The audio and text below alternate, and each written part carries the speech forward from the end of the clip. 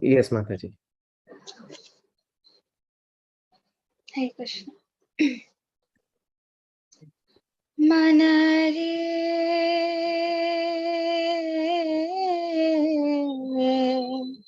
kahana gaura kata manare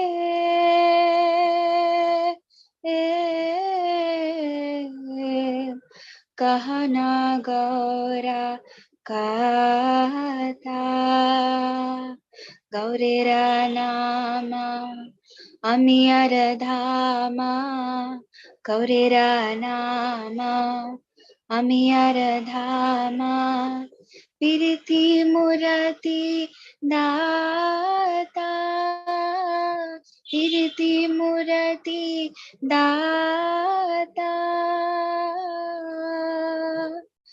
manare kahana gaura kata manare kahana gaura kata shayane gaura swapane gaura shayane gaura swapane gaura gaura nayanera tara gaura nayanera tara jivane gaura marane gaura jivane gaura marane gaura gaura galara hara gaura galara hara manare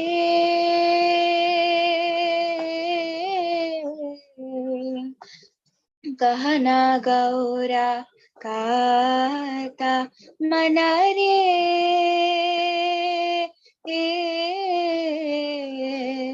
kahana gaura kata hiyara majhare gauranga rakhiya hiyara majhare gauranga rakhiya birale basiya raba birale basiya raba manira sadite se रूप छादे रे मनिरा सादते से रूप छादे रे नयने नयने तोबा नयने नयने तोबा मनरे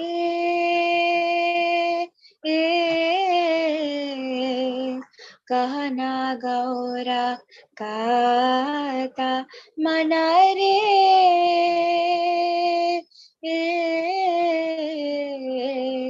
कहना गौरा काता गौरविहाने नवंशी पराने गौरविहाने नवंशी पराने गौराकारिचि सारा गौराकारिचि सारा गौरा बालिया जो का जीवने गौरा बालिया जो का जीवने किछु ना चाहिबा आरा किछु ना चाहिबा आरा मनरे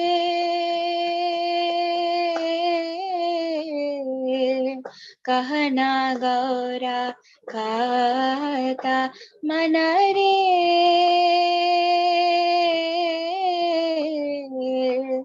कहना गौरा काता गौरा गमना गौरा घटना गौरा गमना गौरगतना गौरमुखेरा हासी गौरमुखेरा हासी गौरप्रीति गौरमूर्ति गौरप्रीति गौरमूर्ति हियाय रहल पाशी हियाय रहल पाशी मन रे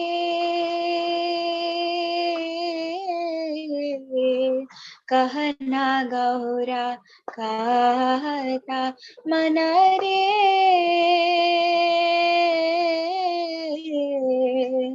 कहना गौरा कहता गौरा धरमा गौरा करमा गौरा धरमा गौरा करमा गौरा वेदिर सारा गौरा वेदिर सारा गौरा चरणे परान संपिनो गौरा चरणे परान संपिनो गौरा करी बिना पारा गौरा करी बिना पारा मन रे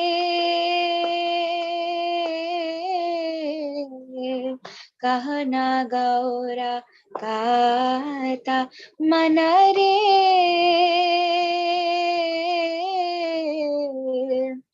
कहना गौरा कहता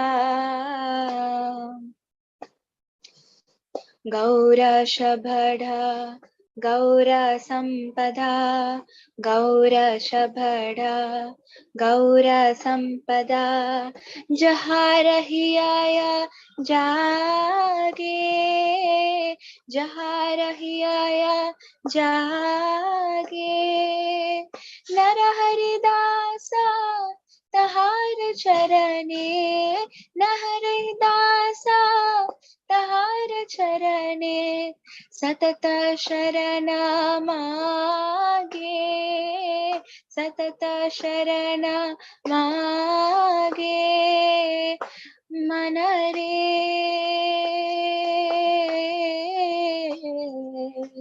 कहना गौरा कहता मन रे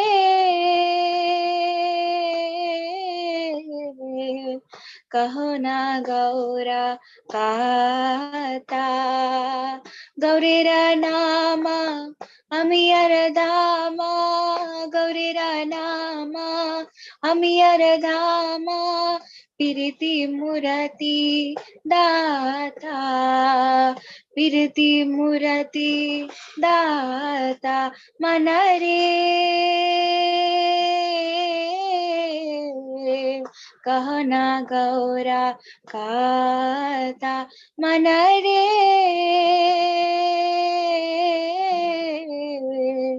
कहो ना गौरा कहता हरे Krishna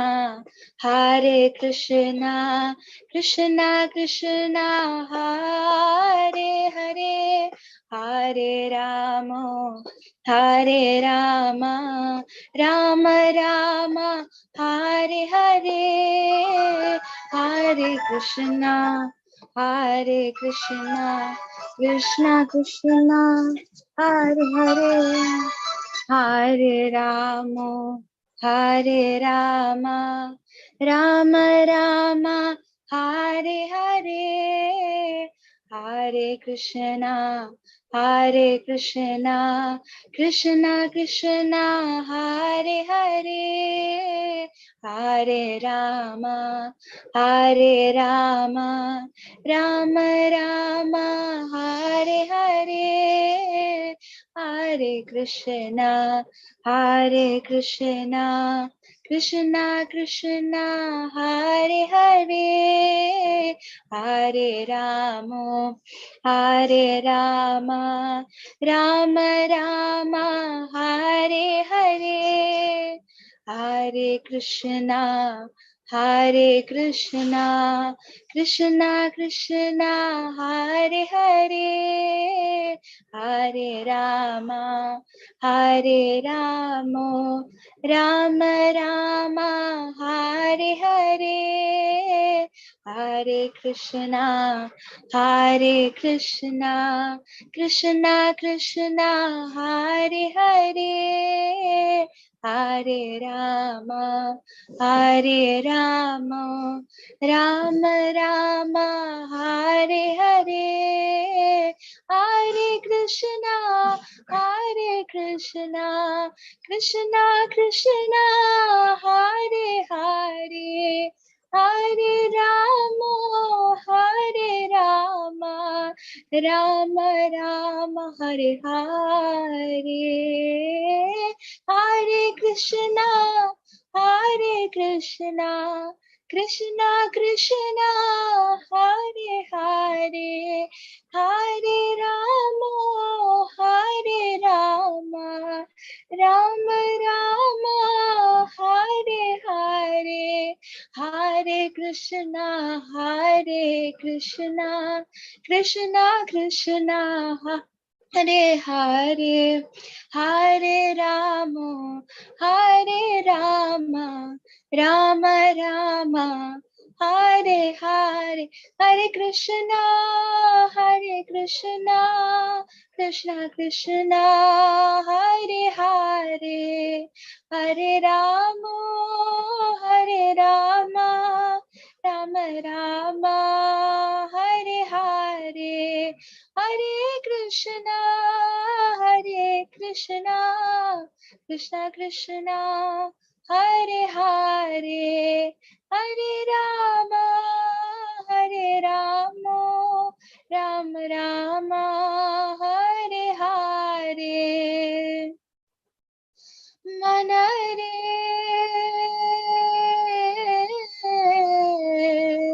Kahana Gaura Kata Manare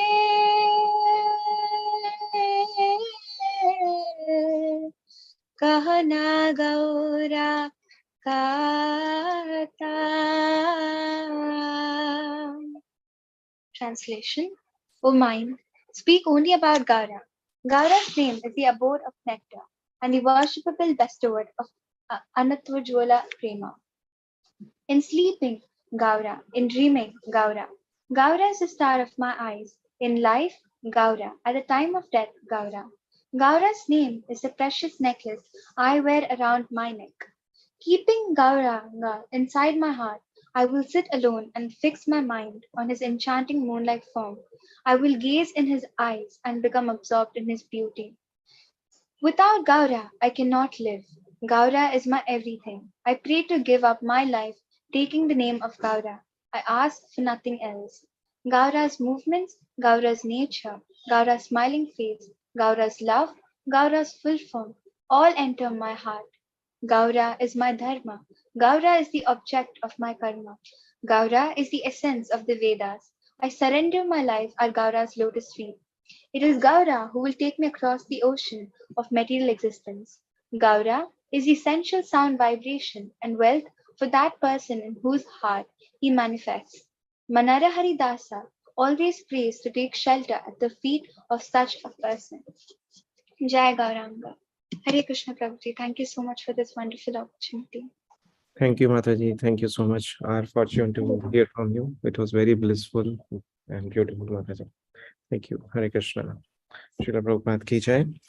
आगे का कार्यक्रम जारी रखने के लिए हम आमंत्रित करते हैं गोविंद आनंद प्रभु जी का। हरे कृष्ण प्रभु जी, धन्यवाद, प्रणाम। हरे कृष्णा, सुप्रभात प्रभु जी। कैसे आप? आवाज आ रही है मेरी? यस प्रभु जी, ऑल। तो आज सभी नित्यम भागवत सेवा श्रोतागण, वरिष्ठ वैष्णव और जो भी वरिष्ठ वैष्णव, जो भी वैष्णवी उपस्थित है, उन सभी को चरणों पे मेरा वंदन, मेरा प्रणाम, धन्यवाद प्रणाम। तो आज हमारा परम सौभाग्य है कि आज हमारे बीच हिज ग्रेस चैतन्य सिम्हा प्रभु जी हैं। वो इस्कॉन से जो जुड़े थे 1992 में और परम पूज्य राधानाथ स्वामी महाराज के शिष्य हैं। उनकी पहली दीक्षा 2005 में हुई कमला एकादशी के दिन पे, और जो दूसरी दीक्षा है उनकी 2014 में हुई। प्रभु जी बहुत सारा सेवा करते हैं। उनकी जो मुख्य सेवाएं हैं वो है प्रचार करना, और अलग अलग क्लासेस देते हैं प्रभु जी, और बाहर के जो कीर्तन प्रोग्राम होते हैं और अलग अलग जगह पे प्रचार उनका सेवा है। और प्रभु जी ने शुरुआत में भक्ति वेदांत मैनर में किचन की सेवा, जो बर्तन धोने की सेवा, जो प्रभु जी को बहुत प्रिय है, करते थे। और प्रभु जी की जो मेन बात है, अगर आप देखें, सदैव वो कृष्णमय होना चाहते हैं और सदैव सोचते हैं कि कैसे मैं पूर्ण समय कृष्णमय हूँ। तो प्रभु जी मेरे शिक्षा गुरु भी हैं, और प्रभु इज वेल सपोर्ट। प्रभु जी को जो है माता जी की सेवा, सॉरी, माता जी का सहायता बहुत मिलती है। हर ग्रेस लक्ष्मी सुंदरी माता जी की, और उनकी जो बेटी है भक्ति नंदा प्रिया, उनकी भी बहुत सहायता है। तो ये हमारा परम सौभाग्य है कि आज हम उनके मुखारविंद से कथा सुनेंगे। और प्रभु जी का जो आंदोलन है कि जितने सारे लोगों को प्रचार कर सके चैतन्य महाप्रभु की बारे में, बता सके गौर के बारे में, और हरे कृष्ण महामंत्र जप कर रहे हैं। तो आज हम आमंत्रित करते हैं प्रभु जी को और इस मंच पे। और आज का जो कथा होगा वो अंग्रेजी में होगा। इसका अनुवाद हिज ग्रेस राम राज्य प्रभु जी करेंगे। तो हम राम राज्य प्रभु जी का भी स्वागत करते हैं, और श्री चैतन्य समा प्रभु जी का भी स्वागत करते हैं। हरे कृष्णा प्रभु जी, धन्यवाद, प्रणाम, वेलकम प्रभु जी। Hare Krishna. We are fortunate to have you on this forum, and Thank you very much for having me. I'm so grateful to be here with you all today.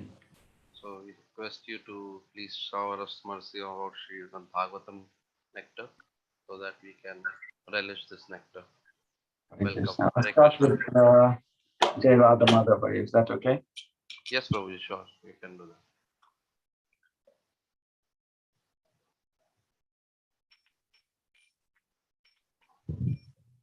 Jai Radha Madhava. Jai Kunja Bihari. Jai Gopi Jana Vallabha. Jaya Girivaradari. Jaya Girivaradari.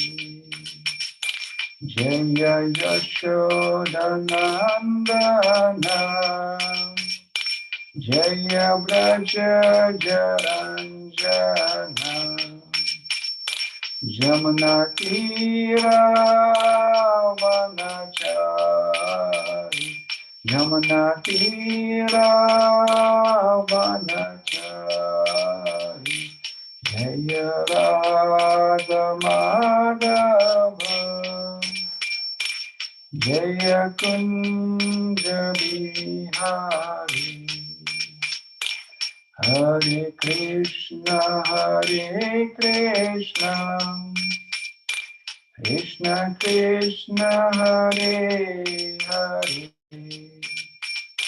Hare Rama, Hare Rama, Rama Rama, Hare Hare, Hare Krishna, Hare Krishna, Krishna Hare Hare, Hare Rama, Hare Rama, Rama Rama, Hare Hare, Hare Krishna, Hare Krishna, Krishna Krishna, Hare Hare, Hare Rama, Hare Rama, Rama Rama, Hare Hare. I'll start with the invocation prayers. Om Namo Bhagavate Vasudevaya. Om Namo Bhagavate Vasudevaya. Om Namo Bhagavate Vasudevaya. Om Gyananatamradandasya Yana Jana Salakaya Chakshurmilitam Yena Tasmai Shri Gurave Namaha. Shri Chaitanya Manobhistam Stapitam Yena Bhutale Swayam Rupa Kadamayam Tadati Swapadantikam Vandeham Shri Guru Shri Uta Pada Kamaranam Shri Gurun Vaishnavamscha Shri Rupam Sagrachatam Sahagana Raghunatamitam Tam Sajivam Sadvaitam Savadutam Parijana Saitam Krishna Chaitanya Devam Shri Radha Krishna Padhan Sahagana Lalita Shri Vishakhanvitamscha Hey Krishna Karuna Sindhu Dino Bando Jagatpate Gopisha Gopika Kanta Radha Kanta Namostate Tapta Kanchana Gaurangi Radhe Vrindavaneshwari Vrishabhanu Sute Devi Pranamami Hare Prem Vancha Karpaturabhishcha Kripa Sindhu Bevacha Patitanam Pavendevyo Vaishnavevyo Namo Namaha. Jai Shri Krishna Chaitanya Prabhu Nityananda Shri Advaita Gadadhar Sivasari Gaur Bhakta Vrinda. Hare Krishna Krishna Krishna Hare Hare Hare Rama Rama Rama Hare Hare. Namo Om Vishnu Padaya Krishna Prastaya Bhutale Shrimati Bhaktivedanta Swami Niti Namine. Namaste Saraswati Devi Gauravani Pracharine Nirvishesha Sunyavadi Paschata Desha Tarine.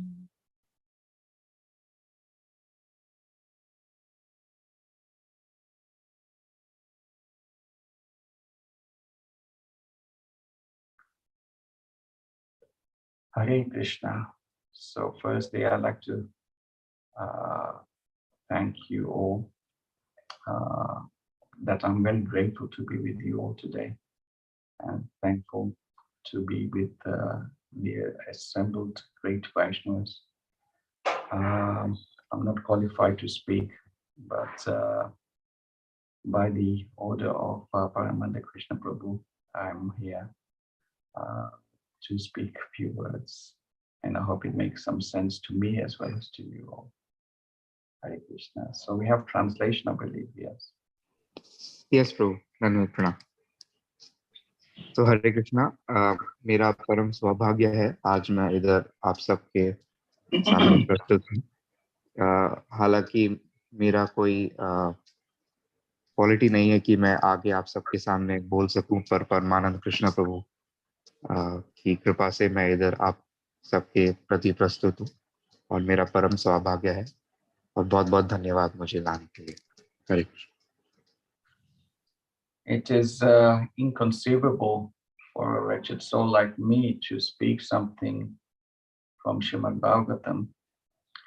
Srimad Bhagavatam is Amala Puran, spotless Puran. That means it's not contaminated with anything else but pure and unalloyed devotional service to the Supreme Personality of Godhead. हालांकि मुझ जैसा व्यक्ति श्रीमद् भागवतम का गुणगान कतई सोच भी नहीं सकता करने के लिए. श्रीमद् भागवतम अमल पुराण है और फिर भी मैं कोशिश करूंगा कुछ बात बोलने के लिए. The dawn of Kali Yuga, great assembled ascetics, sages had gathered at a place called Namasharanya. And a great personality over there by the name of Shanaka Rishi questioned a great devotee by the name of Sutta Goswami.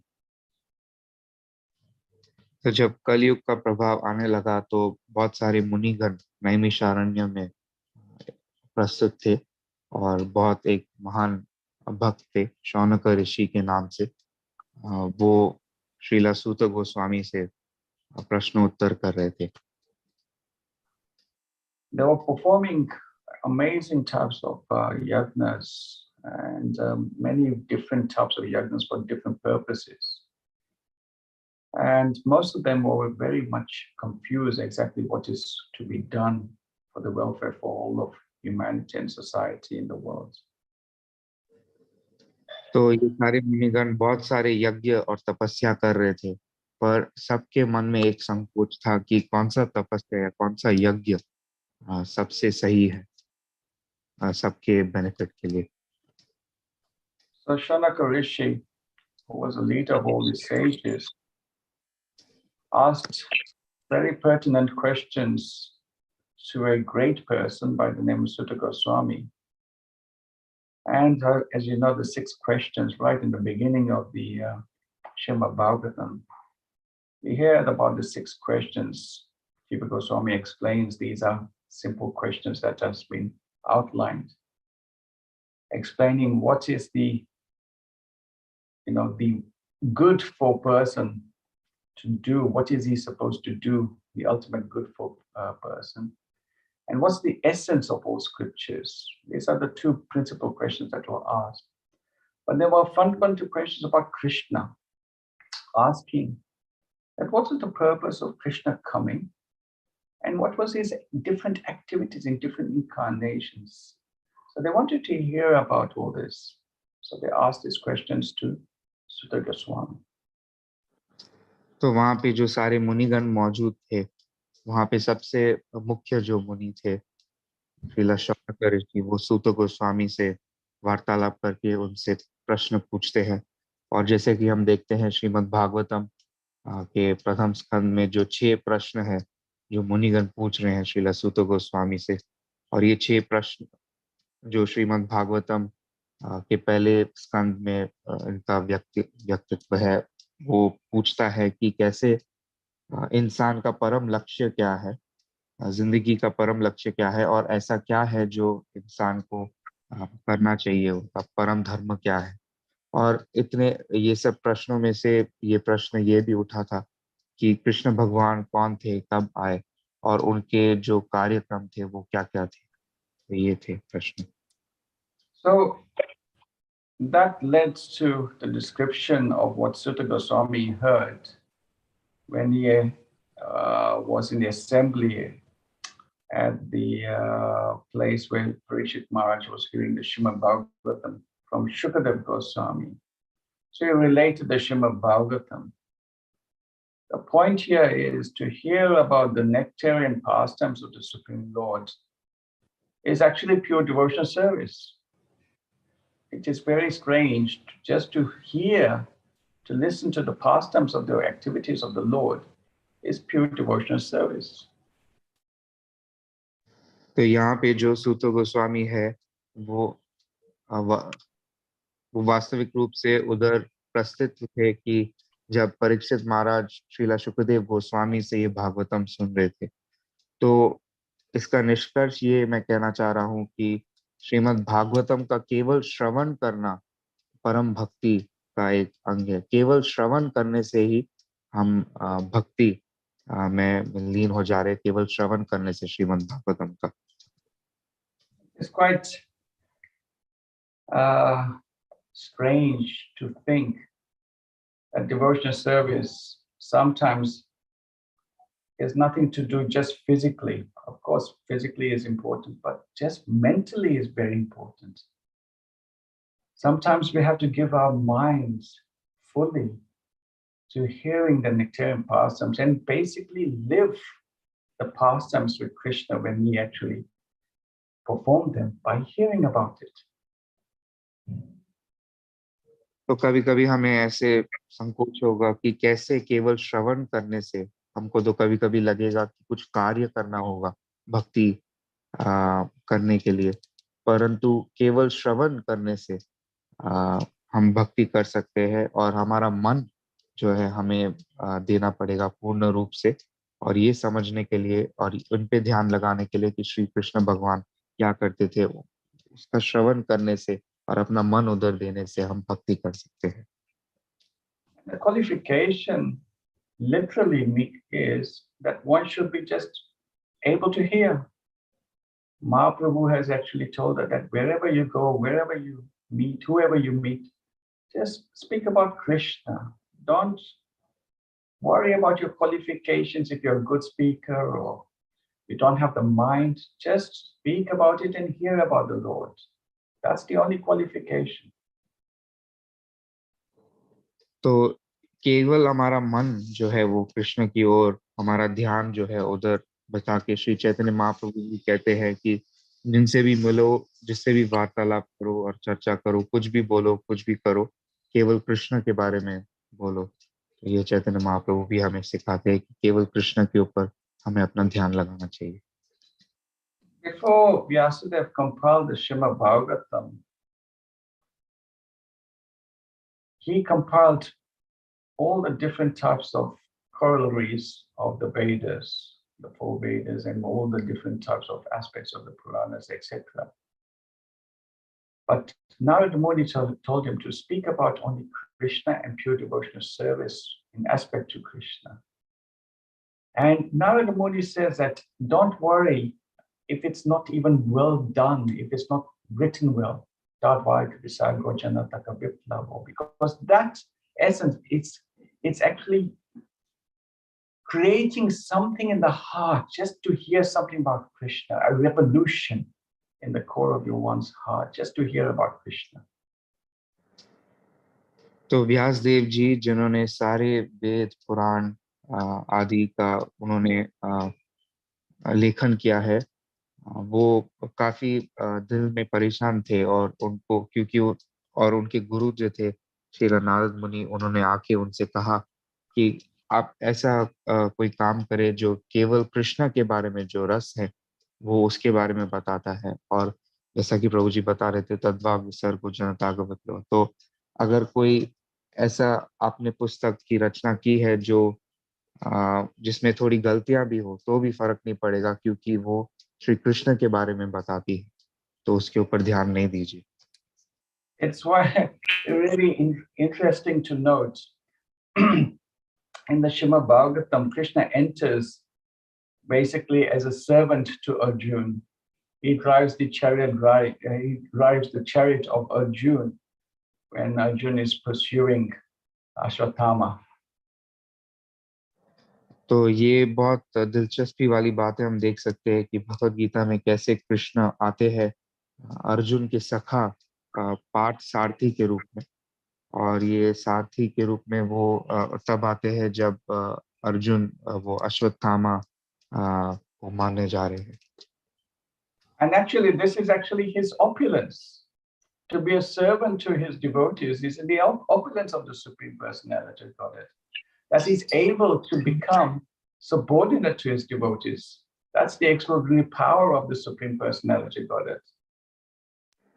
तो ये कृष्ण का एक ऐश्वर्य है कि वो दास्य रूप में कैसे अपने भक्त की सेवा करते हैं, कि वो कैसे दास बन के अपने भक्त की सेवा करते हुए, ये उनका एक ऐश्वर्य है।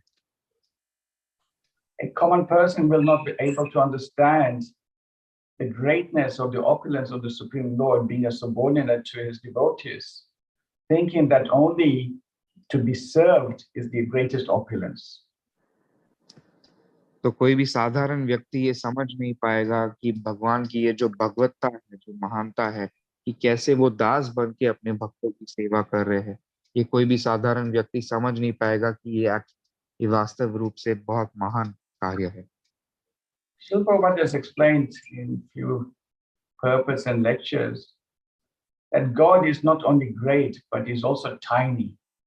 Is a tiny super soul in every living entity, every atom. But his opulence is also there as the Swayam Bhagwan, the supreme cause of all causes. तो श्रील प्रभुपाद हमें बताते हैं कि भगवान की महानता ये भी है कि वो सबसे बड़े हैं, और भगवान की ये भी भगवत्ता महानता है कि वो सबसे अणु या छोटे हैं।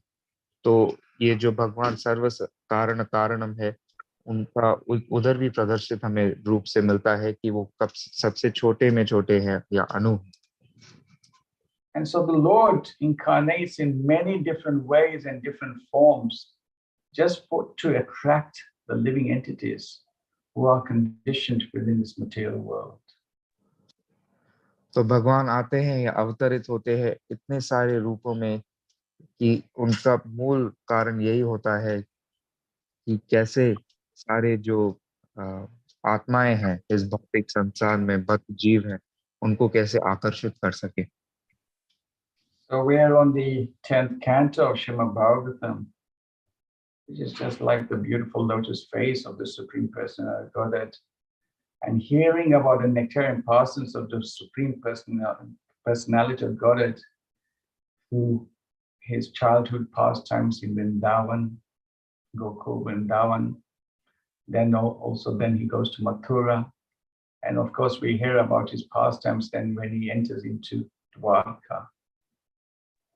तो अभी हम 10वें स्कंद से पढ़ रहे हैं जो भगवान श्री कृष्ण का जो सबसे सुंदर चेहरा है उसको निर्माता है. और इधर हम देख सकते हैं कि कैसे कृष्ण के बाल्य लीला का वर्णन है वृंदावन में और कैसे वो मथुरा जाते हैं.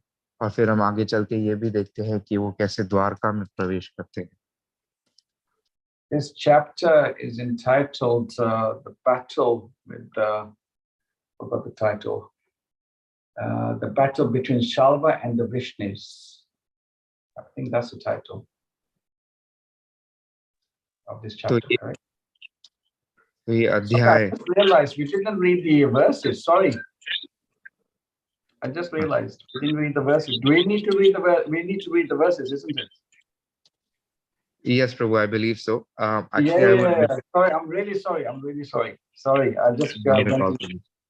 Okay, so maybe what we can do, we can start the class now, so we can start reading the verses in Hindi. Yeah, my request to Govind Anand Prabhu, if somebody could read in Hindi because I don't have a copy. Prabhu, please, if you could. Okay. Sorry about that. I'm really sorry. No worries. प्रभु जी आप ये screen पे आया अभी आप read करेंगे या मैं करूं? प्रभु आप पढ़ लीजिए. Okay. Prabhu ji, till what shloka you have been told to speak? I think I've been told from 7.7. Sorry, 7, 8 to 11. So 7, 8, 9, 10, 11. Okay. So Prabhu, I'll read. तथेति गिरि सदास्तो माया परा पुरम जया पुरम निर्मया सल्वया प्रदात शोभम अयस्मयम. भावार्थ श्रील प्रभुपाद के शिष्यों द्वारा शिव जी ने कहा ऐसा ही हो.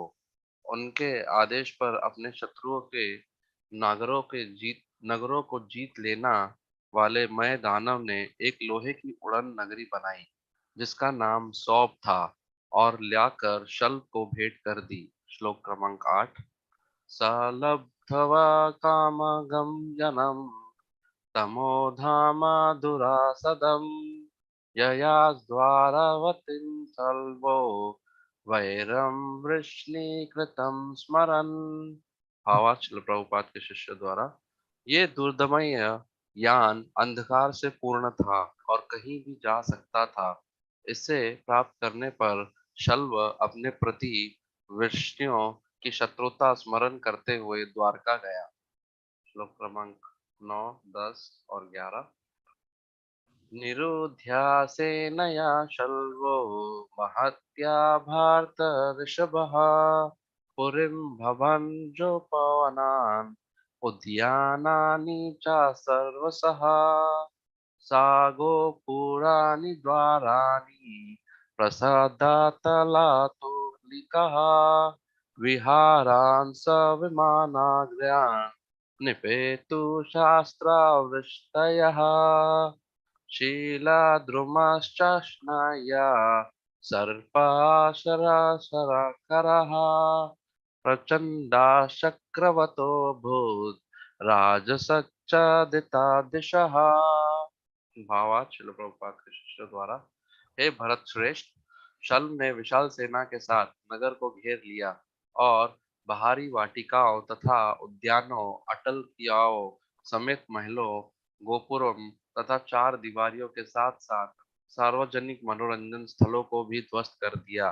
उसने अपने इस उत्कृष्ट यान से पत्थरों, वृक्ष के तनों, व्रजों, सर्पों, ओलों इत्यादि हथियारों की वर्षा की। एक भीषण भवंडर उठ खड़ा हुआ और उसने धूल से सारी दिशाओं को ओझल बना दिया। श्री प्रभुपाद की जय। श्री प्रभुपाद की शिष्य की जय। You want Is me to that read in English? Yes, Prabhuji. no? I think yeah, maybe. Do we need? I'm not too sure. Do we need It's to read in English? if for you if you want me to read because in No, Hindi. no, I've read it. So Okay. for anybody else there?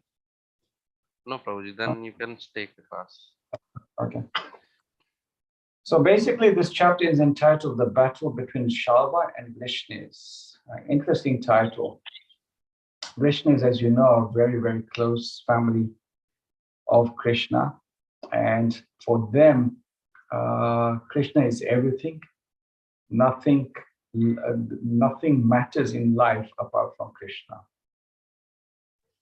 तो ये जो अध्याय है इसका नाम है शाल्वा और वृष्णियों के बीच जो युद्ध। वृष्णियाँ जैसे हम जानते हैं वृष्णि बहुत ही प्रिय कृष्ण के पारिवारिक संबंध में थे और वो वृष्णि के बारे में प्रभु जी बता रहे हैं।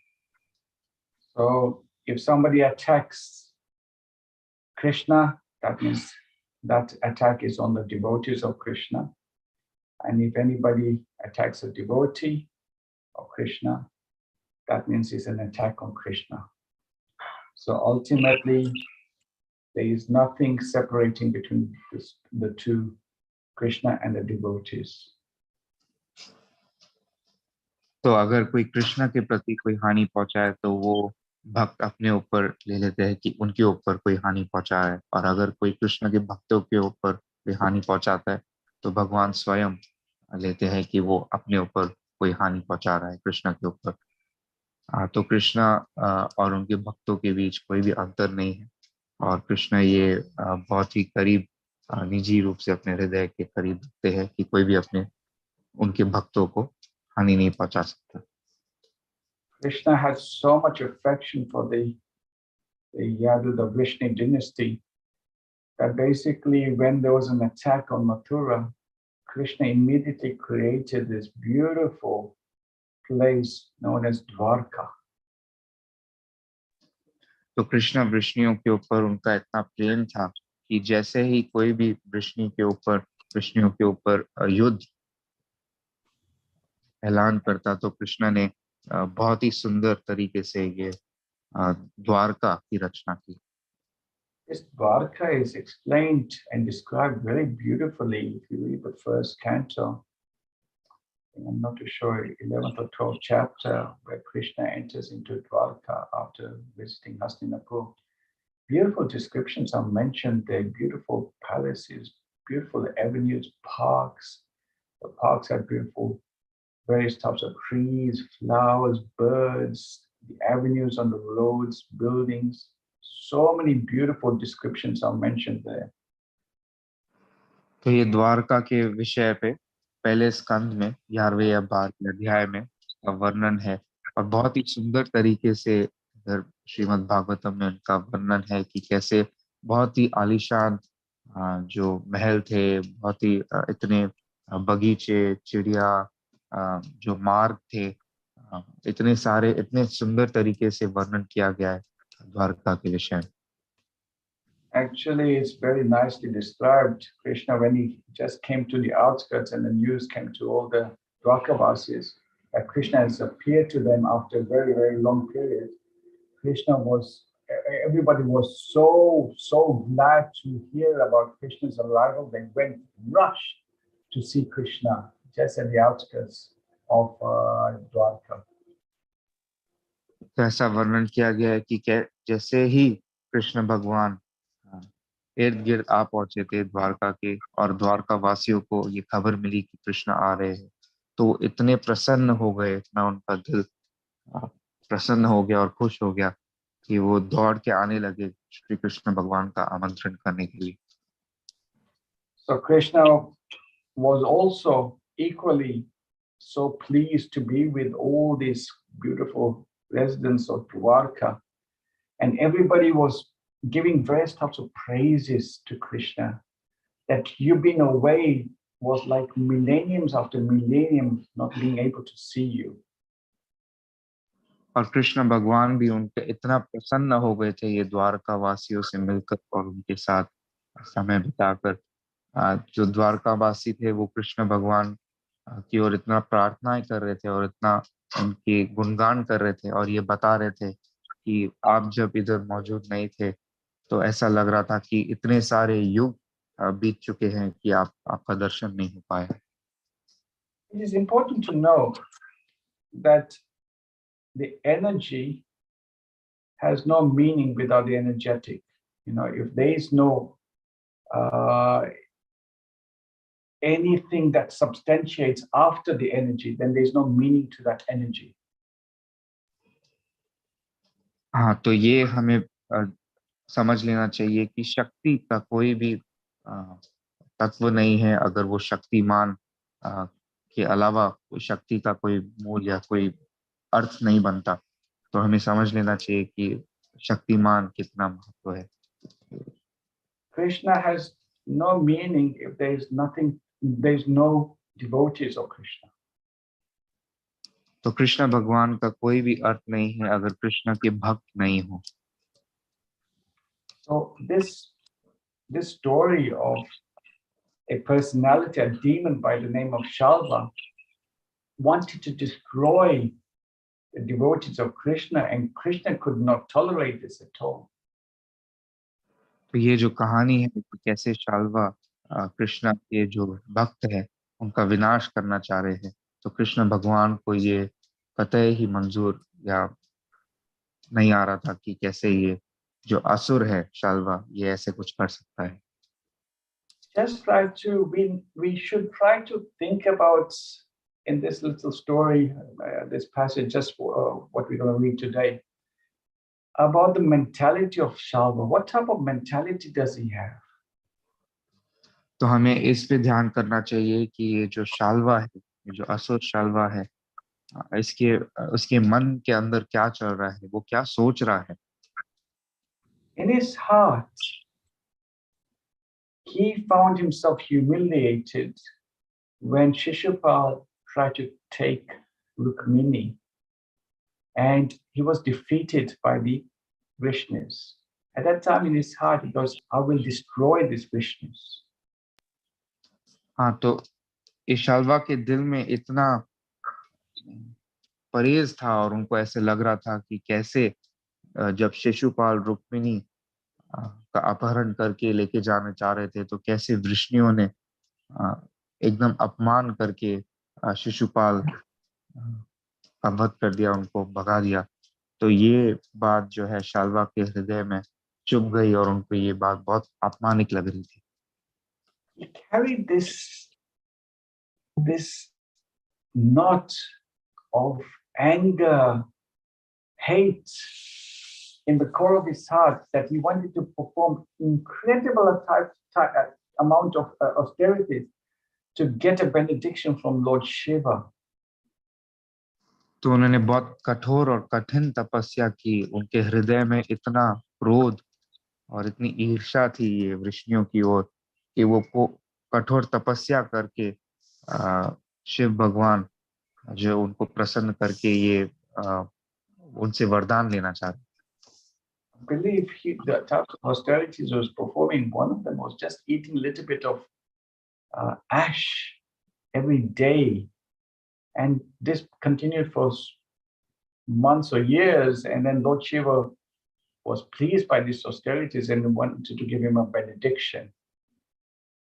तो कहा जाता है कि बहुत सारे तपस्याओं में से शाल्वा एक तपस्या ये कर रहे थे कि केवल थोड़ा क्षण भर विभूति ग्रहण करते थे रोज, और ये चलता रहा काफी दिनों, महीनों और सालों तक। और इतना तपस्या करने के बाद शिव भगवान इतने प्रसन्न हो गए उनसे कि उनको जो भी वरदान चाहिए था, मांगना चाह रहे थे, शाल्वा उनको देने के लिए तैयार थे। The benediction he was asking for, he goes, I want an airship that can be, so strong and can fight, and I should be the captain of it. and I want to destroy the Vishnus with it. This is the type of benediction he was asking from Lord Shiva. हम देख सकते हैं कि कैसे वो क्या क्या वरदान मांग रहे थे शिव से कि मुझे ऐसा हवाई जहाज चाहिए जिसको मैं चला सकूं, और मेरा जो मुख्य कारण वो हो कि वृष्णियों का वध करके उनके ऊपर जो जीत हासिल कर सकूं। तो ऐसे ऐसे वरदान मांग रहे थे शाल्वा शिव भगवान से। Extraordinary mentality that Shalva has, that he wanted to just have that type of benediction to hate somebody in some community, just to kill them. It's extraordinary type of request.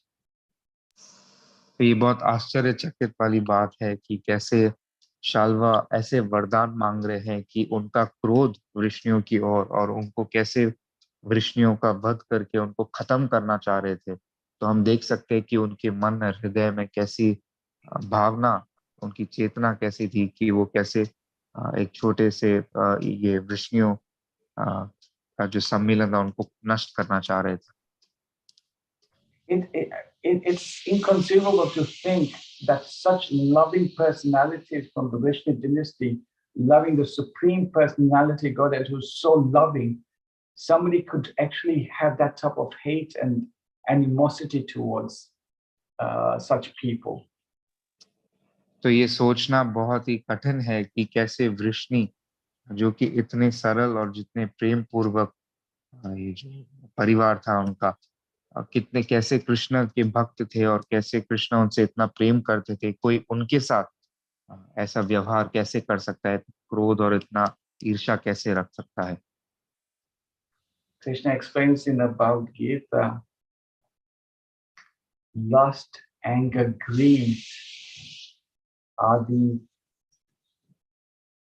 enemies in the core of one's heart, which will bring a downfall for that living entity. तो कृष्ण भगवद गीता में समझाते हैं कि कैसे काम, क्रोध, लोभ जो है वो कैसे जो इंसान के हृदय में वो आ जाता है। This enemies in the core of our hearts enter due to our association with the three modes of material nature, especially in the rajas and tamas. तो ये जो काम, लोभ है हमारे हृदय में, ये आता है श्रीमद् भगवद गीता में इसका वर्णन है कि ये जो काम, क्रोध, लोभ है ये आता है तीन प्रकार के जो तमोगुण, रजोगुण और सत्व, मुख्य तरह से रजोगुण और तमोगुण के गुणों से। And so basically these modes has so much influence in the core of the conditioned soul that it drags that living entity further and further down into the pools of illusion of this material world. हाँ, और इसका प्रभाव इतना शक्तिशाली है कि ये कैसे प्रभावित कर देता है जीव को, और उसको धीरे धीरे करके नरक की ओर घसीटते हुए लेके जाता है। And this knot becomes so deeply rooted in the core of one's heart that he forgets his true identity in what he's supposed to be. तो ये इतने तरह से ऐसा बंधन बन जाता है, गांठ बन जाता है हृदय में जीव के, कि वो वास्तविक रूप से अपना जो स्वभाव है वो भूल जाता है जीव। Mahaprabhu has told us our constitutional position is Jiva Swarupoi Krishna Nitya Das, to be eternal servant of Krishna. तो श्रीमान चैतन्य महाप्रभु हमें बताते हैं कि कैसे जीव जो है वो सदैव रूप से सदा कृष्ण का दास है। In the previous age, during Shalva's time, there were a handful of demons. Well, when I say handful, quite a few demons, but not prominent. But in the age of Kali Yuga, we find so many Shalvas wanting to destroy the mentality of pure devotional service as a natural constitution position of the jiva. तो ये जो असुर है शाल्वा, उस समय ऐसे कुछ थोड़े गिने चुने असुर थे, परंतु इस कलयुग में ऐसे हर एक व्यक्ति जो इतने सारे शाल्वा घूम रहे हैं, जो कृष्ण के भक्तों का विनाश करना चाह रहे हैं, उनका मुख्य कारण वही है। I was just listening to one Srimad Bhagavatam class a couple of days ago. I was overseas. I just arrived last night in another country, and I was in the Srimad Bhagavatam class in the temple there. And he mentioned something very nice, and I really like that. He says that we have what he called this social media, but he described this social media as unsocial media. And I said, that's so, so true that, we find all these different types of things in this world, which take us away from Krishna consciousness, which is definitely unsocial. तो प्रभु जी बता रहे हैं कि कैसे वो दूसरे प्रदेश में थे और कुछ दिनों पहले वो श्रीमद् भागवतम की कथा सुन रहे थे, तो उधर जो कथाकारक थे वो बता रहे थे बहुत ही दिलचस्प एक बात, कि जो सोशल मीडिया है आजकल के जमाने में, वो कैसा अनसोशल मीडिया है। इसका ये मतलब हुआ कि कैसे हमें इतने सारे डिस्ट्रैक्शन जो है हमें दिख रहे हैं, और कैसे हमें कृष्ण और उनके भक्तों से दूर लेके जा रहे हैं। तो इस प्रकार वो कैसे अनसोशल मीडिया है। Social comes from the word society. That means togetherness with all the entities, to be in harmony. But we find, nowadays people use these types of things to actually criticize and hurt other people. And obviously it cannot be social. It is actually disharmonious. तो ये जो social media है, social का अर्थ ये होता है कि कैसे जो समाज है वो साथ मिलकर साथ में रहे, परंतु ये जो आजकल हो रहा है वो कैसे सोशल मीडिया पे एक दूसरे का अपमान कर रहे हैं, एक दूसरे को हानि पहुंचा रहे हैं, और कैसे वो सोशल मीडिया ऐसे अनसोशल हो जाता है। My point of this lecture or class is not to go and attack the social media or anything, but to just point out the subtleties of this energy, especially in the age of Kali Yuga, taking our minds and attention from the service of the Supreme Personality of Godhead. तो इस कथा के माध्यम से मैं ये social media को ऐसे अपमान नहीं करना चाहता, परंतु मेरा मुख्य बताने को यही है पॉइंट, कि कैसे आजकल के कलयुग में ऐसी ऐसी चीजें आ रहे हैं जो कि हमारा ध्यान, जो हमारा मन और हृदय है, कृष्ण और उनके भक्तों से दूर हमें लेके जा रहा है। Mahaprabhu had taught us in one pastime, if you read Sri Chaitanya Charitamrita, beautiful pastime of the Supreme Personality of Godhead, cleansing the temple of Gundicha. तो महाप्रभु हमें शिक्षण दे रहे हैं कि अगर हम चैतन्य चरितामृत पढ़ेंगे, वहां पे इतनी सुंदर तरीके से वर्णन है, उनकी ये लीला है कि कैसे वो मार्जन कर रहे थे गुंडीचा मंदिर का। This happened the day before the Rath Yatra, and Mahaprabhu took many devotees. He asked buckets and brooms and of course water to cleanse the Gundicha temple. And he wanted to make sure that the Gundicha temple was cleansed completely from top to bottom. तो ये जो लीला है गुंडीचा मार्जन की, ये रथ यात्रा से एक दिन पहले ये लीला हुई थी। और इधर हम देख सकते हैं कि महाप्रभु कैसे इतने सारे भक्तगण को इकट्ठा करके बाल्टी, पानी, साबुन, ब्रश आदि ऐसे लेके गुंडीचा का मार्जन करना चाह रहे थे। और हम इधर देख सकते हैं कि कैसे चैतन्य महाप्रभु का हृदय और मन ये था कि गुंडीचा मंदिर का ऐसा मार्जन हो कि एकदम पूर्ण तरह से वो स्वच्छ और साफ हो जाए ऊपर से नीचे तक। Mahaprabhu didn't clean the temple only once, not twice, but 3 times, and he made sure that every single little dust was collected from each hook and corner of the temple. तो महाप्रभु ने 1 या 2 बार नहीं बल्कि 3 बार मंदिर की पूर्ण तरह से ऐसे सफाई की, और वो इतने कठोरता से वो सफाई कर रहे थे कि वो चाहते थे कि हर एक कोने से एक भी धूल का जो पार्टिकल है वो नहीं रहे, पूरी तरह से साफ हो जाए। Even the finest particle of dust, he wanted to make sure that is removed from the temple. बहुत ही छोटा जो अणु है, जो गंध या मैल है, जो डस्ट है, उसको भी पूर्ण तरह से चैतन्य महाप्रभु निकालना चाह रहे थे गुंडीचा मंदिर से। But what is this tiny little dust representing, and what does this Gundicha temple representing? The Gundicha temple represents Vrindavan, our hearts, and the tiny little dust are those anathas which are basically unconducive for the Bhakti Lata Bij to grow from that heart.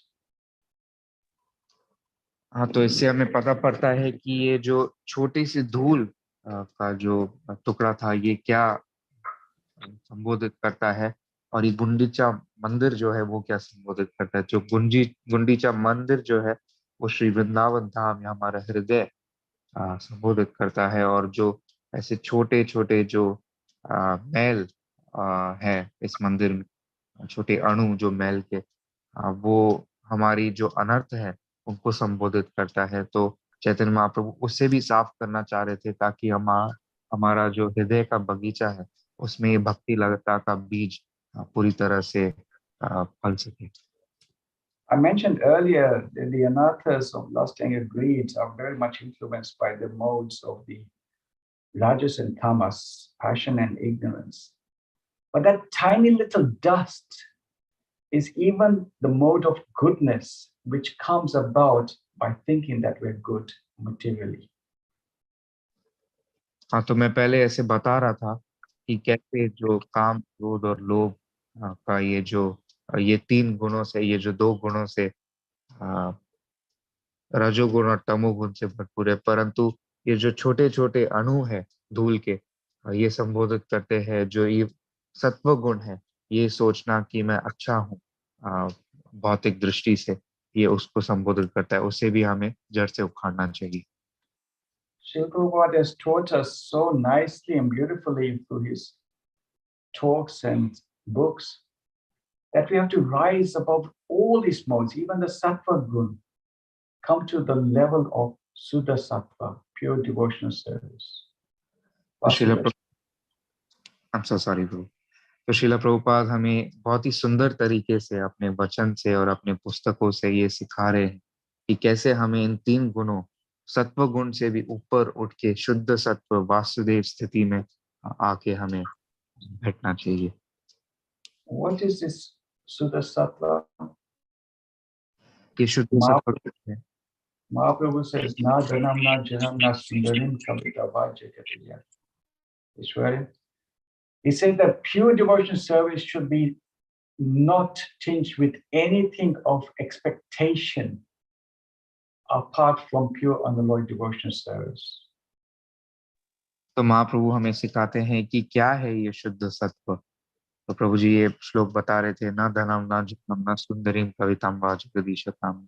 तो महाप्रभु हमें बता रहे हैं कि ये जो शुद्ध सत्व है, हमारा जो हृदय है, पूर्ण तरीके से इतना साफ होना चाहिए कि थोड़ा सा अणु जो धूल है उसका भी नहीं होना चाहिए, उससे हमें परहेज होना चाहिए। We have to analyze our core of our hearts, that what am I wanting in service to the Supreme Lord? And if you analyze that you only want for the pleasure of the Supreme Lord, then you're rising above the 3 modes. तो हमें जो हमारा हृदय है उसे हमें दृष्टिकोण से ऐसे देखना चाहिए कि क्या है उस हृदय में, और अगर हमें हमारे हृदय में कृष्ण भगवान की ओर पूर्ण तरह से भक्ति नहीं हो, केवल उनको प्रसन्न करने के लिए जो इच्छा नहीं हो, तो हमें समझना चाहिए कि ये हमारा हाथ वो धूल से भरा हुआ है, हृदय। तो हमें ये sorry Prabhu, please. Sorry, you continue. You finished? Yes Prabhu. Okay.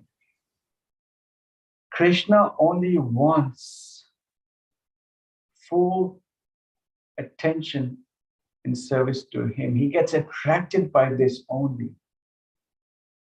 And by this process, when Krishna gets attracted, we become so pleased and happy that we find there's nothing more important than this. हाँ, तो कृष्ण जो है वो इतने प्रसन्न होते हैं भक्ति करने से, और उनकी प्रसन्नता में हमें इतना आनंद मिलता है कि हमें लगता है कि इसके अलावा, कृष्ण की प्रसन्नता के अलावा हमें और दुनिया में और कुछ भी नहीं चाहिए। There is one very nice verse. I'll end it with this nice verse from Praise of Queen Kunti.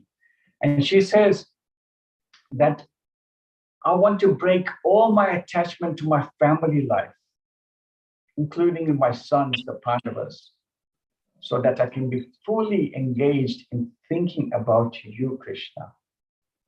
This is what pure devotional service is. हाँ, तो एक बहुत ही सुंदर श्लोक है जिसका वर्णन भागवतम में है। तो कथा की पूर्ति करते हुए ये श्लोक मैं बताऊंगा। तो ये श्लोक पहले स्कंद में कुंती महारानी दोहराती है, और वो श्लोक में कहती है कि हे कृष्ण भगवान, मेरे हृदय में जो आसक्ति है, मैं उन सब आसक्तियों को मिटाना चाहती हूँ, भले ही वो आसक्ति मेरे पुत्रों पांडवों की ओर हो। उनको मिटा के मैं केवल आपकी ओर आकर्षित और आसक्ति बनाए रखना चाहती हूँ। So we have to be careful not to follow any desires apart from pure devotion service. Otherwise, we'll find ourselves becoming slowly and surely very similar to Salva wanting revenge on something connected to Krishna. हाँ, तो हमें हमारी इच्छाएं इस तरह हमें रखनी चाहिए कि केवल कृष्ण की ओर जो है, कृष्ण भक्ति करके उनको प्रसन्न करने की। नहीं तो हमारा जो हृदय है वो धीरे धीरे शाल्वा की इच्छाओं की तरह बनता जाएगा। तो हमें इससे जड़ से उखाड़ के लेना चाहिए, और हमें हमेशा हमारा जो मन और हृदय है कृष्ण की भक्ति की ओर में मग्न होना चाहिए। By having love of Krishna is actually the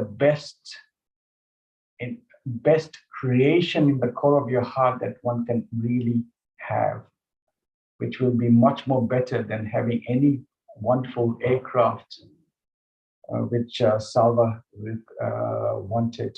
I think the name of this aircraft was Shobha.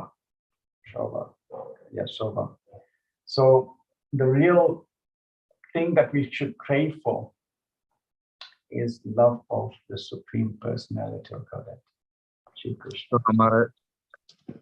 तो हमारा जो हृदय है उसमें हमें केवल कृष्ण भगवान की प्रेम की ओर हमारी इच्छा होना चाहिए, और इसके अलावा कोई भी इच्छा नहीं होना चाहिए। नहीं तो हम शाल्वा की तरह ये हवाई जहाज का जो इच्छा रख सकते हैं, जिसका नाम था शोभा, वो इच्छा न रख के केवल कृष्ण की भक्ति की ओर हमें केवल एक ही परम लक्ष्य और एकमात्र रंच बना देना चाहिए। Okay, so I believe I'm supposed to end at around 7:50 and allow for some questions or comments. Is that correct? Sadhu, sadhu, sadhu. Very nice, Prabhuji. Very nicely explained the classes. Yeah, there will be question answers. Before that, just summary of today's class. So, Ram Raja Prabhuji, आप repeat करेंगे? जी प्रभु। So, you nicely explained glories about Srimad Bhagavatam. तो प्रभु जी ने बहुत ही सुंदर तरीके से श्रीमद् भागवतम का जो गुणगान है उसके बारे में समझाया। आपने you explained how Srimad Bhagavat hearing is pure devotional service. तो प्रभु जी ने बताया कि केवल श्रीमद् भागवतम का श्रवण करने से भक्ति में लीन होना होता है। We should be not only physically but also mentally important to hear about Bhagavatam and engage ourselves in Krishna service. Sorry. तो कार्य के रूप में नहीं बल्कि हमारा मन भी पूरा आकर्षित होकर श्रीमद् भागवतम का श्रवण करना चाहिए। How Sri Krishna became chariot driver and sorry, and being such a great personality, he is taking lowly position and reciprocating with his devotees. You nicely explained. हाँ, तो प्रभु जी ने बहुत सुंदर तरीके से समझाया कि कैसे भगवान का भगवत्ता यही था कि वो दास बन के अर्जुन के सारथी बन का जो चैरिट है वो चलाते थे। You explained his greatness is that he is great and at the same time he is smaller than smallest. तो भगवान की महानता यही है कि वो सबसे महान है और उसी समय में सबसे छोटे या अणु भी है। Krishna comes to attract living entities. Krishna भगवान आते हैं बद्ध जीव को आकर्षित करने के लिए। Attacking on Krishna is like attacking devotees and vice versa. So this is love between devotees and Krishna. You nicely explained. प्रभु जी ने बहुत सुंदर तरीके से समझाया कि कृष्ण के ऊपर हानि पहुंचाना कृष्ण के भक्तों के ऊपर हानि पहुंचाने के समान है। Also, you have nicely explained the Dwarka's glories. प्रभु जी ने द्वारका की जो महानता है इतने सुंदर तरीके से समझाया। Energy has no meaning without energetic. Nicely explained mentality of Shalva animosity. हाँ, तो ये जो शक्ति है उसका कोई अर्थ नहीं है शक्तिमान के अलावा। जो शाल्वा का जो हृदय में जो ऐसी बातें थी उसे बहुत अच्छी तरह से समझाया। Lust, greed, and envy are our enemy, and its quality of passion and ignorance. It drags living entity to hell and forget the real identity of soul. काम, क्रोध और लोभ है कैसे रजोगुण और तमोगुण से लीन होके ये जो बद्ध जीव है उसको नरक की ओर घसीटता हुआ लेके जाता है। Comparing to Shalva, there are many demons in Kali Yuga, which is disturbing and taking away from Krishna to us. हाँ, शाल्वा की तरह कलयुग में ऐसे कितने सारे आसुरिक प्रभाव से इतने सारे व्यक्ति है जो हमें कृष्ण से दूर लेके जा रहे हैं। Social media is biggest threat to living entity if not properly used in service of Lord. ये जो सोशल मीडिया है वो बहुत ही हानिकारक हो सकता है कि अगर हम इसे कृष्ण की सेवा में ना लगाएं तो। Chaitanya Mahaprabhu pastimes you nicely explained of Gundicha Mahajan example. Gundicha temple, sorry, आप ही repeat करें। चैतन्य प्रभु का ये जो लीला था गुंडीचा मार्जन उसको बहुत सुंदर तरीके से प्रभु ने बताया। Gundicha temple represent Vrindavan and tiny dust particle represent our anartha and how he is teaching us to clean this our anarthas by this pastime. He explained. तो गुंडीचा संबोधित करता है श्री वृंदावन धाम और ये जो छोटे छोटे अणु है धूल के वो हमारे अनर्थ और कैसे उसका मार्जन करके हम भक्ति लता का बीज बो सकते हैं। Srila Prabhupada explain us nicely to grow. Sorry, my throat is bad today. Srila Prabhupada explain us nicely to grow beyond this guna on pure goodness platform. तो श्रील प्रभुपाद हमें बताते हैं कि कैसे हमें इन 3 गुणों से ऊपर होके शुद्ध सत्य की ओर बढ़ना चाहिए। We have to analyze our heart, what my wants are, and once we know that our wants are to satisfy Krishna, that is the topmost level. हाँ, तो हमें हमारे हृदय में झांक कर देखना चाहिए और देखना चाहिए हमारी इच्छाएं क्या है और अगर हमें ये समझ आ जाए कि हमें कृष्ण की प्रसन्नता के अलावा और कोई इच्छा नहीं है तो वो सबसे परम लक्ष्य है। Krishna likes it when we fully surrender to him, full-heartedly. Krishna को बहुत पसंद है अगर हम पूर्ण तरह से उनकी ओर समर्पित करें। Also, you explain how Kunti Maharani has no desire, only desire to serve Krishna. तो प्रभु जी ने ये भी समझाया कि कैसे कुंती महारानी के पास और कोई इच्छा नहीं थी, केवल एक ही इच्छा कि मैं कैसे कृष्ण की सेवा करके उनको प्रसन्न करूं। Similarly, we have to engage our life in Krishna service, otherwise it will become like shal. हाँ, तो इसी तरह हमें भी अपना जिंदगी जो है वो कृष्ण की सेवा में लगाना चाहिए, नहीं तो हमारा जिंदगी शाल्वा की तरह हो जाएगा। And finally, the important point you told us that we should create Krishna's love aircraft in our heart, not like Shal. We should not expect aircraft like Shal. So very much thank you, Prabhuji, for giving us such a wonderful meaning in a very short conclusion. It's our really pleasure, and we thanks to you from the team of Natyam Bhagavad Seva Damodar Desh that you have taken out your time and given us such a condensed nectar. Sorry, I have taken big sentence. Ram Raja Prabhu, you want me to take it smaller? No problem, bro. I'll let you finish. Yeah, I have just done. You can repeat then and speak. Okay, तो प्रभु जी ने अंत में ये भी बताया कि कैसे हमारे हृदय में हमें ये इच्छा नहीं होनी चाहिए कि कैसे हम हवाई जहाज से उड़ा सके, परंतु हमारा इसकी ओर बढ़ना चाहिए कि हम कैसे कृष्ण की सेवा करके हमारी इच्छा हो सके। तो बहुत बहुत धन्यवाद आपका प्रभु जी कि आप आए और आपने हमारा ये निमंत्रण का एक्सेप्ट किया और हमारे बीच आए। बहुत बहुत धन्यवाद। हम नित्यम भागवत सेवया की टीम से बहुत आभारी है आपके कि आप इधर हमें ये बहुत ही निष्कर्ष रूप से ये इतने सुंदर तरीके से ये समझाए। So we thank you, and with your permission, we'll ask for some questions and some comments if you permit. Yes, thank you very much. You summarized it so nicely that we didn't need to speak so much in my own class. तो बहुत बहुत धन्यवाद आपका प्रभु जी। अभी हम आमंत्रित करते हैं भक्तों का, अगर कोई प्रश्न या कोई टिप्पणी हो।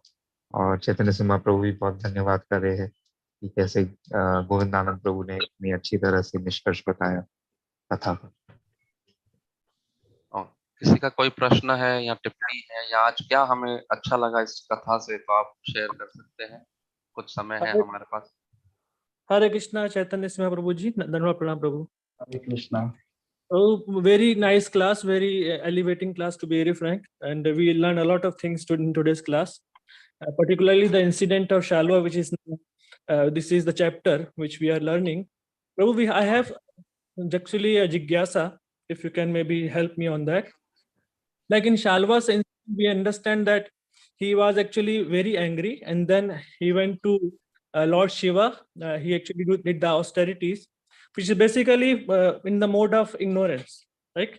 That's what we understand. But still, Lord Shiva was so pleased with him, and then he gave him the benediction against the Vrishnis, even against the Krishna. So, Prabhu, how do we understand? Like the Vaishnavas generally don't tolerate anything against the Supreme Personality of Godhead. Like anything, like we understand, the pure devotees of the Lord are so, they can tolerate anything, but against that Krishna, against Vaishnavas, they cannot, But now Vrishnis and Krishna, okay, these all are Vaishnavas, like Krishna himself is a Vishnu. So how we understand this from Shiva's benediction, that what was his intention, how to understand it, and how to, like, it's our tiny brain, will not digest that, okay, Shiva has given the benediction against Krishna. So how to understand, and this is not the one incident. Earlier also we had some incidents like that when Lord Shiva has given the benediction against Krishna. So how to understand, Prabhu? Hare Krishna, Prabhu. Hare Krishna. Sorry to interrupt. If Ram Raja Prabhu can repeat the question, and if humble request, we should have pause in our question. So sorry for this long question, but Ram Raja Prabhu ji, can you repeat also? जी प्रभु, कोई बात नहीं प्रभु। हरे कृष्णा। तो बहुत बहुत धन्यवाद आपका चैतन्य सिंह प्रभु, आपने इतने निष्कर्ष रूप से इतने सुंदर तरीके से हमें ये कथा का आस्वादन कराया है। और मैं बहुत ही आपका धन्यवाद करना चाहूंगा। मेरा एक छोटा सा प्रश्न यही है कि आपने बताया था कि कैसे शाल्वा इतनी कठोर तपस्या करके भगवान शिव को प्रसन्न करके ये इच्छुक थे कि कैसे वो वृष्णि की ओर उनको हानि पहुंचाकर उनका विनाश करना चाह रहे थे। तो प्रभु जी, आपने ये भी अपने कथा में बताया था कि कैसे जो असुर है वो जो कृष्ण और उनके भक्त है उनके खिलाफ उनका विनाश करना चाह रहे हैं, और जो कृष्ण की ओर ऐसे हानि पहुंचाने के लिए उनका स्वभाव है, उनके भक्त उनको ये पसंद नहीं आती ये बात। तो जैसे हम देखते हैं कि कैसे शाल्वा का इच्छा था कि वो पूरे वृष्णियों का वध करके उनको विनाश कर सके। तो जो शिव भगवान है वो इतने परम भक्त हैं भगवान विष्णु के, भगवान कृष्ण के, तो उन्होंने कैसे स्वीकार कर लिया और उन्होंने कैसे ये वरदान दे दिया शाल्वा को कि वो वृष्णियों का विनाश कर सके। उनको ये बात उनके मन में कैसे आई कि वो ऐसे वरदान दे भी सके। हालांकि हम ये देख सकते हैं कि कैसे कोई भी भक्त उनको ये कभी भी कतई मंजूर नहीं हो सकता कि कोई भी कृष्ण के भक्तों की ओर कोई हानि पहुंचा सके। तो कैसे भगवान शिव, ये पहला जो उदाहरण नहीं है, पहले भी का अन्य बार भगवान शिव ने असुरों को ऐसा वरदान दिया है कि कैसे वो भगवान की भक्तों की ओर हानि पहुंचा सके, उनका विनाश कर सके। तो ये बात हम कैसे समझ सके, हमारी ये जो छोटी बुद्धि कैसे इसको समझ सके कि शिव भगवान ऐसा वरदान दे सकते हैं। Hare Krishna. There are two levels to understand this. One level is that to understand Lord Shiva's position on the material level, that he has to fulfill the desires as an agent or the mode of ignorance. Anybody who requests for any kind of benedictions and performs tapasya for Lord Shiva, he rewards them accordingly. Second level to understand it, it is all arrangement of the Supreme Lord's Yogamaya potency to perform his Leela Shakti, his Leela performances. That means his pastimes. There are many instances in the pages of Srimad Bhagavatam that we hear about demigods benedicting demons against the Lord or his devotees, like Hiranyakashipu performed incredible amounts of tapasya. We hear about in the later parts of the 10th canto, I believe the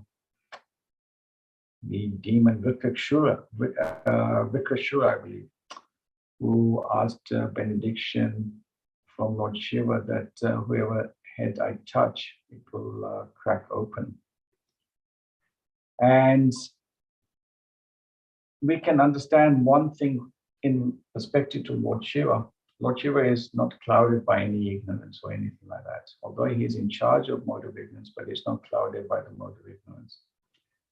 And sometimes we find that Lord Shiva wants to be in this position, to be a subordinate and to be belittled in such pastimes and to be chastised by the Supreme Lord as well, just to show the superiority and superior nature of Shri Krishna.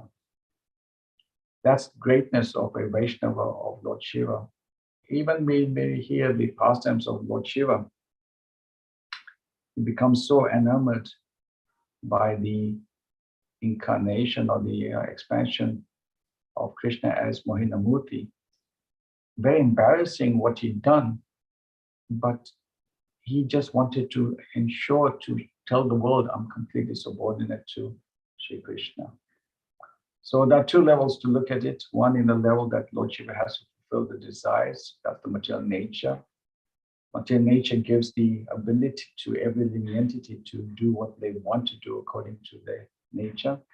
And that's how the world is working. And another level is to show that I want to perform a pastime for the Supreme Lord, so that the Supreme Lord can fight with Shalva. In the next chapter, we believe there'll be a battle and Krishna kills Shalva.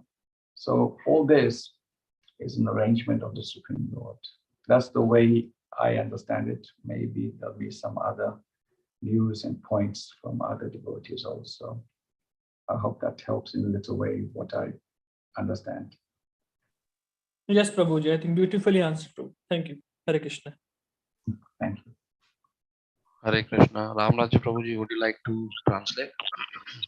जी, तो हरे कृष्णा, बहुत धन्यवाद आपके प्रश्न के लिए। और ये प्रश्न से दो चीजें हमें देख सकते हैं, दो लेवल पे हम देख सकते हैं। एक जो है वो भगवान शिव वो इन भौतिक संसार में जो बद्ध जीव है, उनकी जो इच्छाएं हैं उनकी पूर्ति करने के लिए कैसे वरदान प्रदान करते हैं, ये उनका भौतिक स्थिति है, जो पोजीशन है इस भौतिक संसार में, वो ये है। जो जीव है वो इच्छुक है कि कैसे हर एक ये अरेंजमेंट ये है कि हर एक जीव का अपनी अपनी स्वतंत्रता और इच्छाएं हैं भगवान की कृपा से। तो भगवान शिव वो वरदान प्रदान करके उनकी जो इच्छाएं हैं, भौतिक इच्छाएं हैं, उनकी पूर्ति करने के लिए ये वरदान देते हैं कभी कभी। और दूसरा हम ये समझ सकते हैं कि कैसे ये पूरा जो रचना है वो कृष्ण की लीला का जो योग माया की जो शक्ति है उनसे है। तो हम देख सकते हैं कि बहुत सारे ऐसी लीलाएं हैं श्रीमद् भागवतम के पन्नों में। हम देख सकते हैं कि कैसे भगवान शिव और बहुत सारे देवी देवता जो है वो वरदान प्रदान करते हैं। हिरण्यकशिपु का भी एक उदाहरण है, और कैसे आगे चल के भी जो विक्रासुर का जो उदाहरण है कि कैसे उन्होंने इच्छा मांगी, वरदान मांगा भगवान शिव से कि कैसे मैं जिसके सर के ऊपर भी हाथ रखूं उसका सर फट जाए। तो ऐसे हम देख सकते हैं कि कैसे भगवान शिव ऐसे वरदान प्रदान करते हैं। और दूसरी बात समझने को ये है कि कभी कभी हमें ये समझना चाहिए कि भगवान शिव इसलिए ये सब कर रहे हैं कि कभी कभी उनको कृष्ण की लीलाओं में आकर ये सबक सीखें कि कैसे पूरे संसार के सामने कि कैसे मैं नीचे हूँ और कृष्ण परम पूज्य भगवान है। और उनका जो कृष्णा का जो भगवत्ता है, महानता है, उसको बढ़ाने के लिए भगवान शिव एक करते हैं। उदाहरण रूप से मोहिनी के रूप में जो हुआ था भगवान शिव का जो उदाहरण था, और कितने शर्मिंदा हो गए थे। तो भगवान शिव को ये प्रसन्न होता है, बहुत अच्छा लगता है कि कैसे वो भगवान की महानता या भगवत्ता को और बढ़ा सके। तो भगवान शिव जो है वो तमोगुण के जो राजा है, वो तमोगुण में स्वयं नहीं है, पर तो तमोगुण को संभालते, उनको कंट्रोल करते उनके ईश्वर है। और ये बस मेरी छोटी सी जो अंडरस्टैंडिंग है यही है कि भगवान शिव भगवान की महानता, कृष्ण की महानता या भगवत्ता बढ़ाने के लिए करते हैं, और जो जीव प्राणियों की छोटी छोटी इच्छाएं हैं उसको वरदान देने के लिए वो ऐसा अरेंजमेंट है उनका।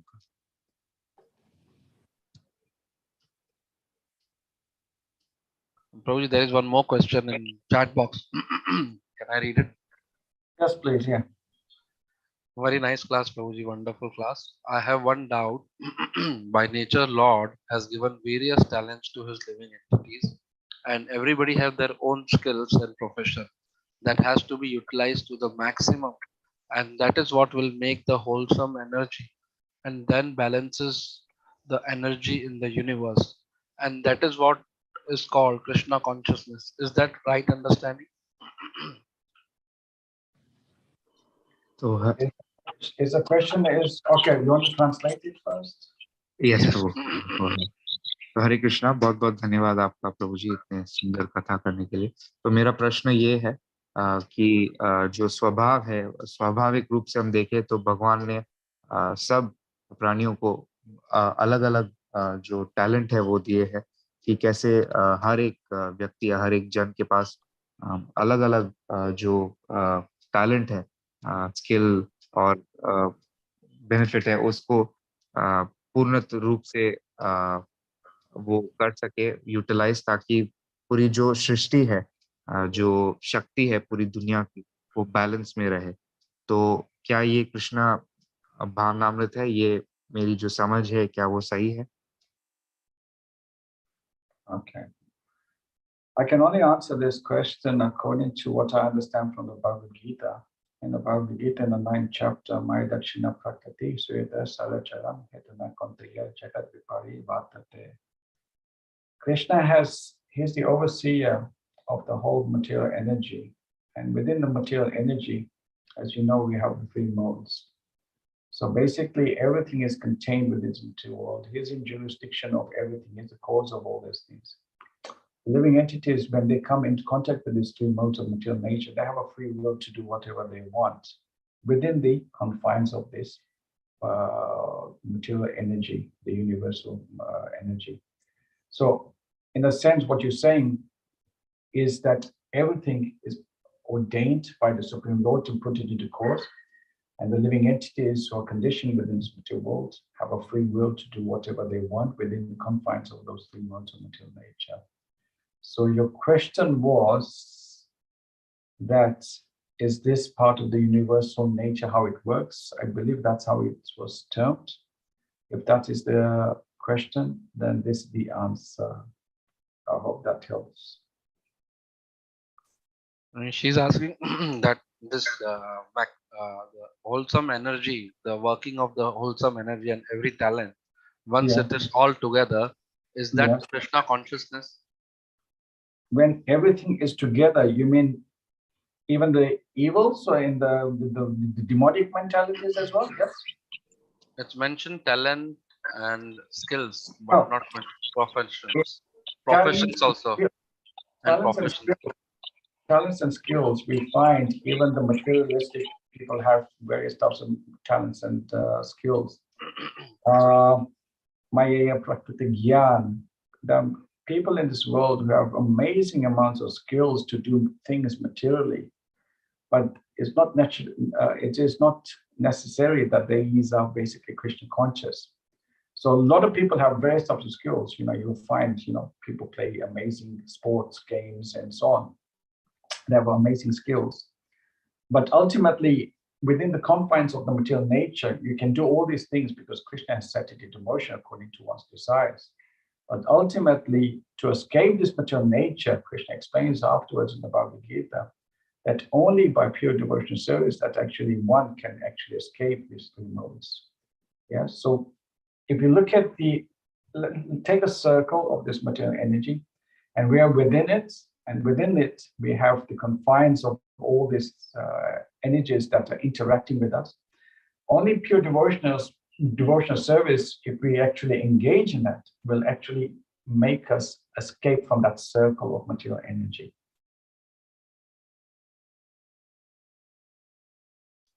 Ramrajya Prabhu, would you like to translate? Sure, Prabhu. Yeah. तो हरे कृष्णा, आपका ये जो प्रश्न है उससे मैं यही बोलना चाहूंगा कि मेरी जो सीख है भगवत गीता में, तो 9वें अध्याय में ये श्लोक है, मयाध्यक्षेण प्रकृति सूयते सचराचरं हेतुनानेव कान्ते जगद् विपरिवर्तते। तो ये श्लोक में हम देख सकते हैं कि कैसे भगवान कृष्ण ने ये भौतिक संसार की रचना की है और इसके अंदर जो भी नियम है वो ऐसे सेट कर दिए हैं कि इस भौतिक संसार के अंदर जो माया का जो प्रभाव है इस भौतिक संसार या सृष्टि के अंदर, उसके अंदर जो जीव है अपने स्वभाव से, अपने इच्छा से जो भी स्वतंत्रता रूप से करना चाहे वो कर सकता है, अगर वो इस भौतिक संसार की सीमा तक सीमित हो। तो अगर आपका प्रश्न ये है कि कैसे जो इंसान है या जो अलग अलग प्राणी हैं उनके जो स्किल्स और बहुत सारी चीजें ऐसे हो, तो हम ये देख सकते हैं बहुत सारे लोग बहुत सारी चीजों में बहुत अच्छे होते हैं, जैसे कोई स्पोर्ट्स में, कोई वीडियो गेम में आदि। तो इसका ये कोई अर्थ नहीं बनता कि वो कृष्ण भावनामृत लोग कुछ भी कर सकते हैं जो उनकी इच्छा में करे, परंतु कृष्ण बताते हैं कि हमें इस भौतिक संसार से ऊपर उठना है, क्योंकि हम इस भौतिक संसार में बिलोंग नहीं करते। तो इसलिए हमें केवल कृष्ण भक्ति करने से प्रेम पूर्वक रूप से हम इस भौतिक संसार से बाहर आ सकते हैं, और यही है कृष्ण भावनामृत का जो definition. Prabhu, the questioner has accepted your answer and they liked it. So we are very thankful to you for taking out your precious time, and we are once again thanking you for coming to this forum and giving us such a wonderful class. Because of the time limit, we have to just close the session, and I will invite His Grace Paramanand Krishna Prabhu and His Grace Jai Govind Prabhu if there is some announcement or something has to be. With your permission, can I take Prabhuji that? Yes, please. Thank you very much for everything. His Grace Paramanand Prabhuji or His Grace Jai Govind Prabhuji, would you like to give some announcement or something you want to say? Ram Rajya Prabhu, you want to say translate, and Paramanand Krishna Prabhu, आपका mic muted है, अगर आपको कुछ। हरे कृष्णा चैतन्य प्रभु नमः प्रणाम। Thank you very much. We are really thankful to you from deep inside our heart to take out this precious time of yours and come to the NBS platform and give us some Krishna Katha. I thank you for purifying my heart, for allowing me to do something about Krishna. Thank you, Prabhu. I have a humble request that we get your darshan after a long time. So it will be a great fortune of ours to have your darshan very quickly and very nearby. You know, we heard about salva. You don't want another salva on your NBS.